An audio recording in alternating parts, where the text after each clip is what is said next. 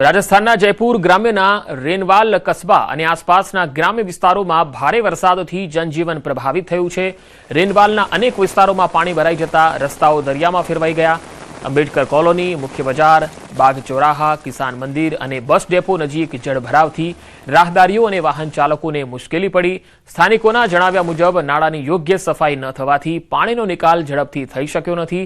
ભારે વરસાદે નગરપાલિકાની સફાઈ વ્યવસ્થાની પોલ ખોલી નાખતા હવે પાણીના નિકાલની વ્યવસ્થા કરવી પડે એ પણ પાલિકા માટે એક મોટો પડકાર બની ગયો છે।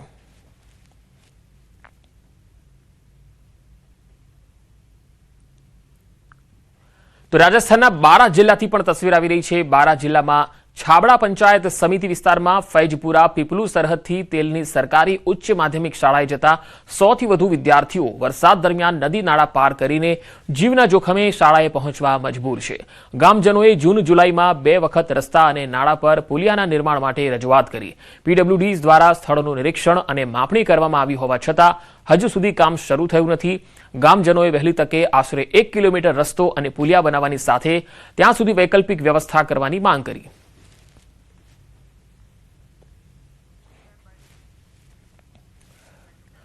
હવે લદ્દાખથી આવી રહ્યા છે સમાચાર। લદ્દાખમાં ભૂકંપના આંચકા અનુભવાયા છે। લેહમાં સવારે 6:05 કલાકે 5.5ની તીવ્રતાનો ભૂકંપનો આંચકો આવ્યો। જમીનથી 10 કિલોમીટરની ઊંડાઈએ ભૂકંપનું કેન્દ્રબિંદુ હતું। સવારે ભૂકંપના આંચકાથી ધ્રુજી ઉઠી લદ્દાખની ધરતી। રિક્ટર સ્કેલ પર 5.5ની તીવ્રતા નોંધાઈ છે, એટલે કે આ મધ્યમ તીવ્રતાનો ભૂકંપનો આંચકો કહી શકાય। જો કે હાલ કોઈ જાનમાલના નુકસાનના અહેવાલ નથી।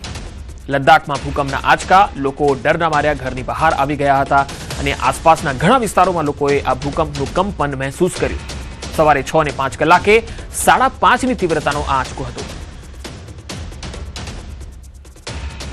વાપીમાં એટીએમ ઠગાઈ ગેંગનો માસ્ટર માઇન્ડ ઝડપાયો। છીરી વિસ્તારમાં એટીએમમાં મદદ કરવાના બહાને કાર્ડ બદલી સિનિયર સિટીઝન સાથે ₹72,000થી વધુની ઠગાઈ કરનાર ગેંગનો માસ્ટર માઇન્ડ ઝડપાયો છે। ડુંગરા પોલીસે સીસીટીવી અને ટેકનિકલ તપાસના આધારે મહારાષ્ટ્રના નાલાસોપારાથી રોહિત પાંડેની ધરપકડ કરી લીધી છે, જ્યારે તેનો સાગરીત શ્રીકાંત મિશ્રા વોન્ટેડ છે। પોલીસ તપાસમાં બંને વિરુદ્ધ ગુજરાત અને મહારાષ્ટ્રમાં આ પ્રકારના 10થી વધુ ગુના નોંધાયા હોવાનું સામે આવ્યું।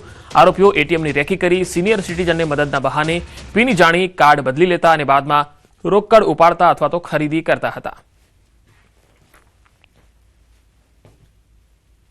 बोला कि इसमें पैसा ही नहीं है, तो वो तो हमारा एटीएम वो ले लिया और हम लोग बोले पैसा ही नहीं है। फिर उसके बाद हम लोग चले गए दूसरे एटीएम पर, तो हम लोग को ऐसा लगे कि हमारा एटीएम लगता है वो चोरी कर लिया, क्या फ्रॉड कर लिया। तो अब तक उसे 5 मिनट पर सब आप पैसा निकलने लग गया। 10,000, 10,000, 5,000 ऐसा करके 25,000 निकल गया। टोटल पैसा उसने 72,908 रुपये निकाला। डुंगरा पुलिस एक आरोपी की धरपकड़ करेल है। धरपकड़ कराયેલ आरोपीનું નામ છે રોહિત મૃદુલ પાંડે, જે હાલ મહારાષ્ટ્રના પાલઘર વિસ્તારમાં રહે છે। મૂળ ઉત્તર પ્રદેશનો વતની છે। એમનો પિન નંબર જાણી લે છે। ફરિયાદીને વિશ્વાસમાં લઈ અને એમને મદદ કરવાના બહાને એમનું એટીએમ કાર્ડ બદલી નાખે છે અને ત્યારબાદ આ બંને ઈસમો અન્ય એટીએમમાં જઈ અને ફરિયાદીના એકાઉન્ટમાંથી 72,000 રૂપિયા જેટલી રકમ ઉપાડી અને ફરિયાદી સાથે છેતરપિંડી કરે છે। અષાઢ વદ અમાસના દિવસે દેવી પૂજક પટણી સમાજ દ્વારા દિવાસાની પરંપરા નિભાવવામાં આવે છે। અમદાવાદના મેમકો વિસ્તારમાં આવેલા ચામુંડા સ્મશાન ગૃહમાં સમાજના લોકો એકત્રિત થઈ મૃતક સ્વજનોને શ્રદ્ધાંજલિ અર્પણ કરી। સમાધિ પર દીવો, અગરબત્તી, શ્રીફળ, ફળફળાદી અને સ્વજનોને પ્રિય વસ્તુઓ અર્પણ કરવામાં આવી। કહેવાય છે કે છેલ્લા લગભગ 1000 વર્ષથી ચાલી આવતી આ પરંપરા પૂર્વજોના સ્મરણ સાથે સમાજની એકતા અને સંસ્કૃતિ જાળવવાનો સંદેશ આપે છે। દિવાસાના દિવસે સેવાભાવી સંસ્થાઓ દ્વારા ચા પાણીની વ્યવસ્થા ઉપરાંત જનજાગૃતિના કાર્યક્રમો પણ થાય છે, જેમાં પ્રસંગોમાં થતા ખોટા ખર્ચાને અટકાવવા અને જરૂરિયાતમંદોને યથાશક્તિ દાન કરવા અપીલ કરવામાં આવી।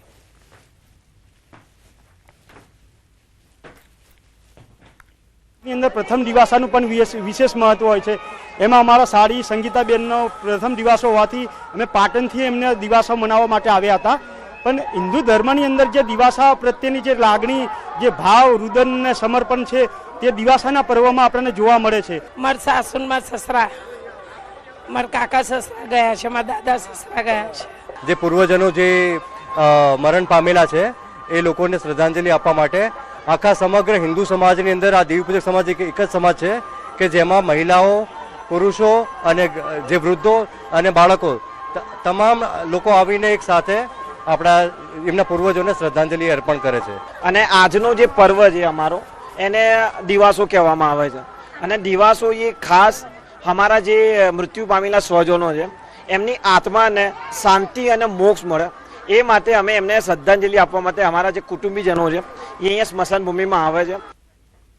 ગાંધીનગર ખાતેથી મુખ્યમંત્રી ભૂપેન્દ્ર પટેલની અધ્યક્ષતામાં ગ્રામીણ જ્ઞાન સેતુ પ્લેટફોર્મ શરૂ કરવામાં આવ્યું. કેન્દ્રીય ગૃહ અને સહકારિતા મંત્રી અમિત શાહ કાર્યક્રમમાં આ એપ શૈક્ષણિક અને પુસ્તકાલય પ્રવૃત્તિઓ માટે ખાસ તૈયાર કરાઈ છે. આ પ્લેટફોર્મ પર આશરે 2.80 લાખ પુસ્તકો ઉપલબ્ધ હશે. આદિજાતિ વિસ્તારના 15 તાલુકાઓમાં લાઇબ્રેરી ઊભી કરાશે. કાર્યક્રમને ગૃહમંત્રી અમિત શાહે વર્ચ્યુઅલી સંબોધી આ એપની ખાસિયતો જણાવી હતી.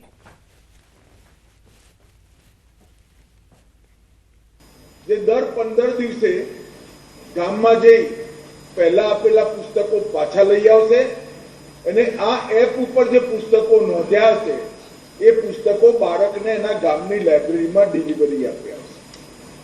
તો એક પ્રકારથી જે બાળકને આદત પડી 6-7 હજાર પુસ્તકોની લાઇબ્રેરીમાં પુસ્તકાલયમાં જવાની એના માટે 2,80,000 પુસ્તકો ઉપલબ્ધ થઈ જશે.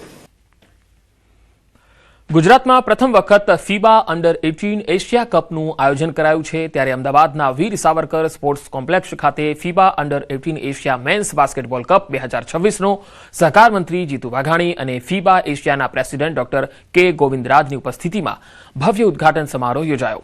ગુજરાતમાં પહેલી વખત યોજાઈ રહેલી આ આંતરરાષ્ટ્રીય કક્ષાની બાસ્કેટબોલ સ્પર્ધામાં એશિયા ઓસિનિયાની 16 શ્રેષ્ઠ અંડર 18 ટીમો ભાગ લઈ રહી છે. આ ટુર્નામેન્ટ 23 ઓગસ્ટ સુધી ચાલવાની છે. ઉદઘાટન સમારોહમાં જીતુ વાઘાણીએ વિવિધ દેશોમાંથી આવેલા યુવા ખેલાડીઓ, સ્પોર્ટ્સ સ્ટાફ અને રમત પ્રેમીઓનું ગુજરાતની ધરતી પર સ્વાગત કર્યું. આ પ્રસંગે તેમણે કહ્યું કે ગુજરાતમાં આંતરરાષ્ટ્રીય કક્ષાનું સ્પોર્ટ્સ ઇન્ફ્રાસ્ટ્રક્ચર તૈયાર કરાયું છે. અમદાવાદમાં વીર સાવરકર સ્પોર્ટ્સ કોમ્પ્લેક્સમાં ઉપલબ્ધ આધુનિક સુવિધાઓ યુવા ખેલાડીઓમાં નવી ઉર્જાનો સંચાર કરશે. તેમને પોતાની પ્રતિભા દર્શાવવા માટે શ્રેષ્ઠ પ્લેટફોર્મ પૂરું પાડશે.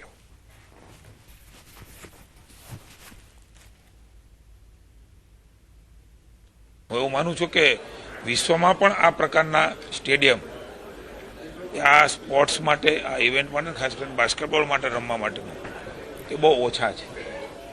એ દીર્ઘદ્રષ્ટિ સાથે ગુજરાત પણ આગળ વધી રહ્યું છે. ત્યારે સૌ ખેલાડીઓનું, સૌ મહેમાનોનું, સૌ આમંત્રિત ટીમોનું હું ગુજરાત સરકાર વતી સ્વાગત કરું છું ને બધાને best luck, all the best. Gujarat government इसको बहुत कोशिश किया है. अच्छा टूर्नामेंट है, एक अच्छा फैसिलिटीज दिया है और 18 कंट्रीज पार्टिसिपेशन है और सब ये यंगस्टर्स अंडर 18 का है. इसका एक मौका है वो वर्ल्ड बास्केटबॉल में घुसने को. तो इसलिए ऐसा टूर्नामेंट्स एशिया में चलता रहता है.